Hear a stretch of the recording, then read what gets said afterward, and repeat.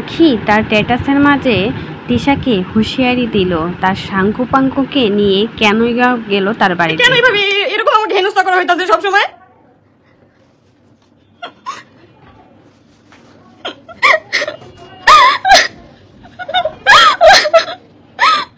আমি এখন কোথাও যে কাজ করতে করতেছি না ঠিক মতো, আমার প্রতিনিয়ত প্রেসারের উপরে রাখা হইতাছে।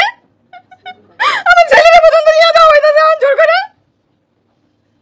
কেন আমার সাথে কেন এগুলো হইতাছে?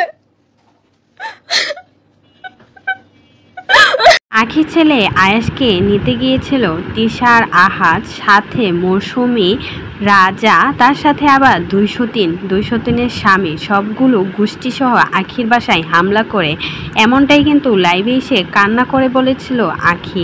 তার ছেলে আয়াসকে আনতে গিয়েছিল আহাত, আর গোষ্ঠী মিলে সবাই চলে গিয়েছিল আখির বাসায়। সাথে আখির মাকে গিয়ে অনেক বেশি অপমান করে। আহাত, রাজা, স্বামী সবাই মিলে আখির মাকে অপমান করে। এক পর্যায়ে আহাত আখির ছেলে আয়াতকে নিয়ে চলে আসে গাড়িতে। তখন কান্নাকাটি করে লাইভে এসে বলার পর তিশা বুদ্ধি খাটিয়ে আবারও আয়াসকে ফিরিয়ে দেয় তার নানুর কাছে। তারপর আখি থানায় মামলা করেছে, এমনটাই কিন্তু দীর্ঘ এক স্ট্যাটাসে বুঝিয়েছে। তিশাকে বলেছে, তোর এত বড় সাহস আমার বাসায় গিয়ে আমার ছেলেকে নিয়ে আসিস, তাও আবার সাঙ্গুপাঙ্কু সবাইকে নিয়ে গেছিস। তোদের সবটির নামে আমি মামলা করেছি, এবার বুঝবি ঠেলা। এতদিন চুপ থেকেছি, তোদের সহ্য হচ্ছিল না, আমাকে কত কিনাই বললি, এবার আর চুপ থাকবো না। আমি অনেক সহ্য করেছি, এবার আমার ছেলেকে নিয়ে টানাটানি করা শুরু করে দিস। চড়া, আমাকে তো নিতে পারিস নি, তাই তো এখন আমার ছেলেটাকে আমার কাছ থেকে আলাদা করতে চাচ্ছিস। তোরা সবাই জানোস আমার দুর্বলতা আমার ছেলে, তার জন্যই কিন্তু আমার ছেলেকে নিয়ে এখন টানাটানি করা শুরু করে দিয়েছিস। এখন আর মুখ বন্ধ করে তোদের সব সহ্য করব না, এখন পাল্টা জবাব দিয়ে দেব।